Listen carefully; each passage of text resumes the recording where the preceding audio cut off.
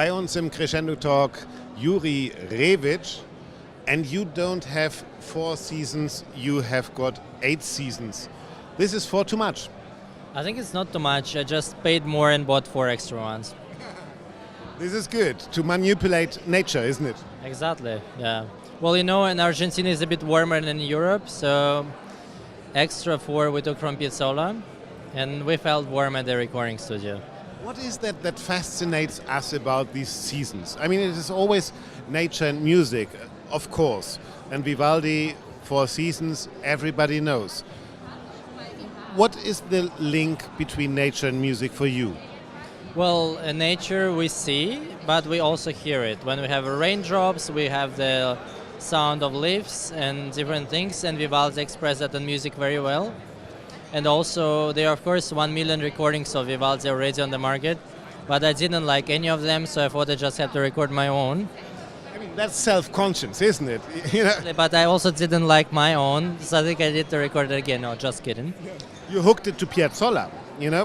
This is interesting because, I mean, Vivaldi seems to be hooked to everybody and everything. We have Vivaldi techno, we have Vivaldi whatever. To hook it to Piazzolla must have a reason. What is that reason for you? Well, the reason is first because I love Piazzolla, I love tango, I started dancing myself, I won 2 competitions in ball dances, including tango. And I have to admit that Piazzolla's seasons have really nothing to do with nature, but it's just beautiful music and it's extremely contrasted. I think it's just opposite to Vivaldi, from style, from time, from atmosphere, from mentality, from everything. And it's people always like contrasts, and our life is about contrasts.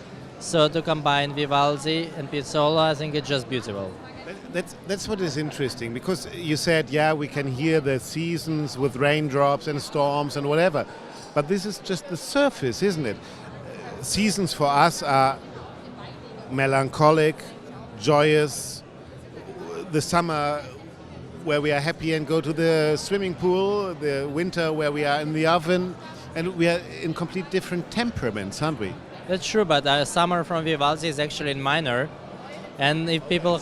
dangerous, isn't it? Yeah, when people who are not musicians, they hear the storm, they think it's winter, but actually it's the final of summer, of course. Yeah, of course it's about how we feel during certain period of the year, but I believe it's just nowadays we will more match it to the sound effects of the nature, because it's a bit different that time than nowadays, the feeling of the year. Climate change coming as well. Of course, it's global warming, so that's why actually it's extra thing why I had to do Piazzolla, it's warmer there. But the interesting thing is Piazzolla, South American, Antonio Vivaldi, European, Italian. You're from Russia. So seasons, nature, all this music seems to have a global meaning, even though we have complete different seasons in all parts of the world, don't we? Yeah, of course. I mean, and you forgot to mention that I live in Austria, so exactly, and it's another climate, yeah, exactly.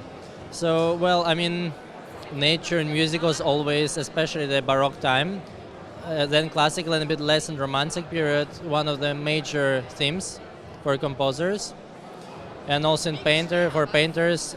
And well, it influences us when we don't know what we talk about weather, So maybe when composers don't know what to compose about, they compose about weather as well.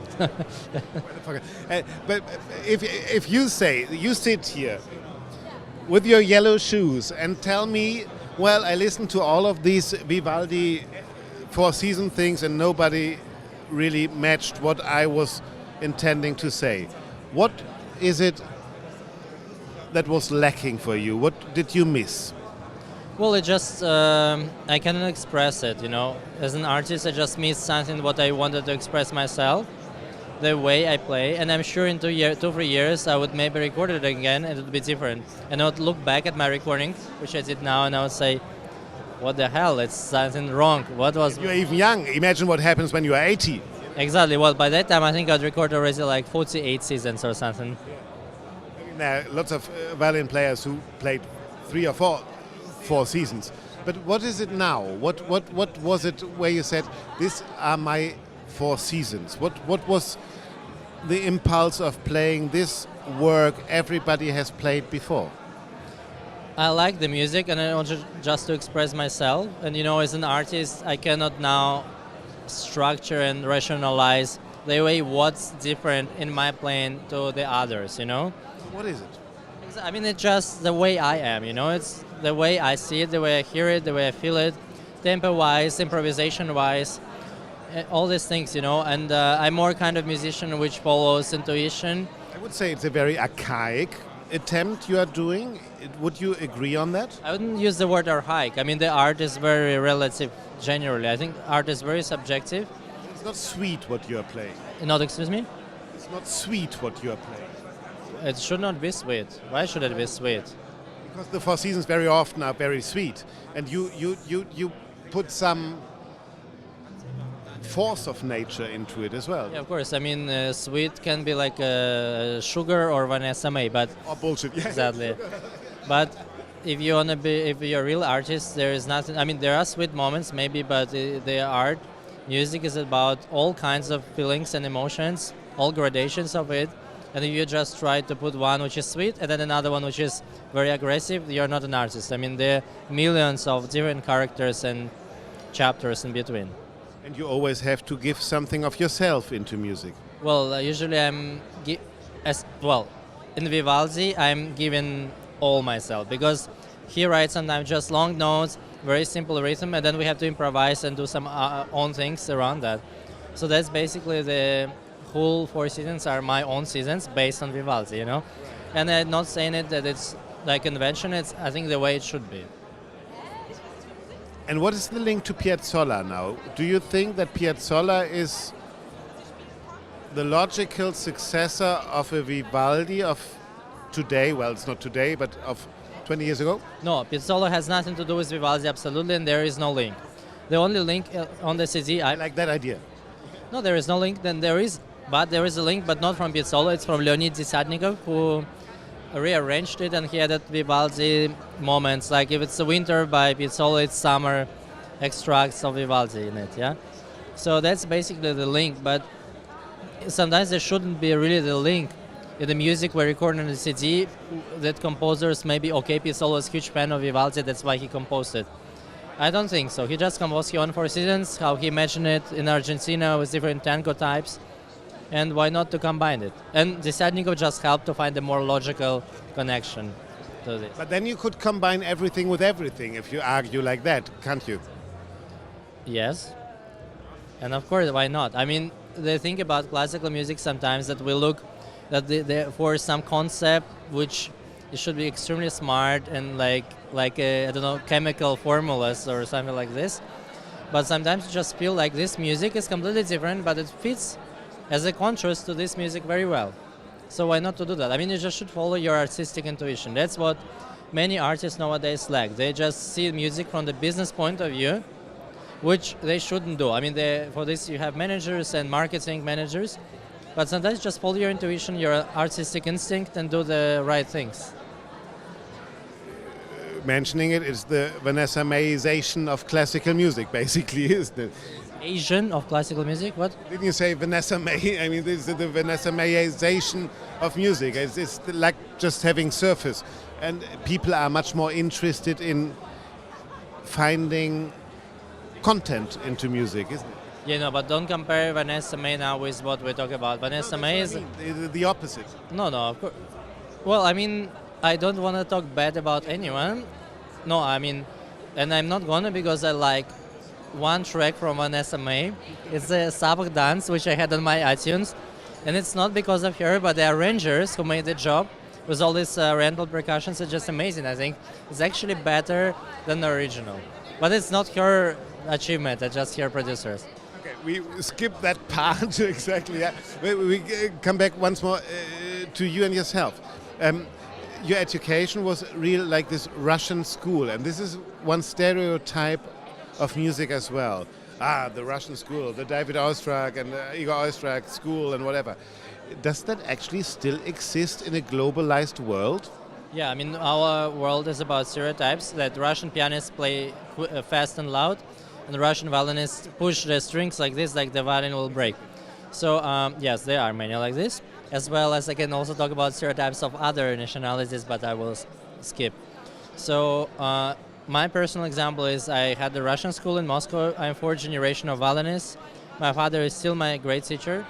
I moved to Vienna, studied Baroque music. I'm very interested in modern music and contemporary. I had for 5 years a string quartet. I learned a lot, and I'm still learning. So I'm trying to not belong to any school and just to be myself and take the best from everything and do not be a copy of anything and the follower of one school. I mean, we're talking about, yeah. But isn't that a danger as well? Because let's face it, to orchestras, for example. There was a tradition of orchestras, of the Berlin Philharmonics, of the Boston Philharmonics, of the whatever, yeah?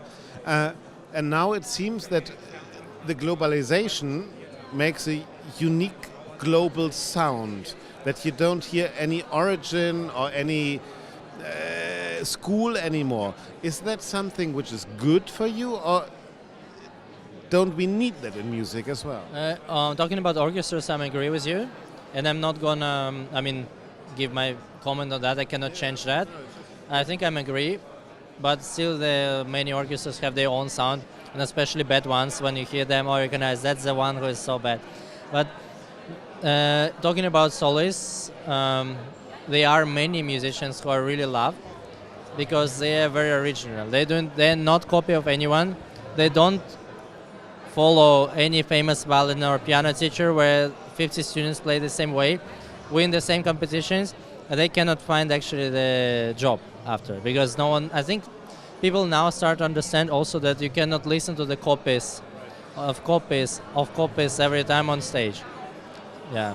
So actually the new sound we are having is a sound of globetrotters, is a sound of adapting the best of every culture.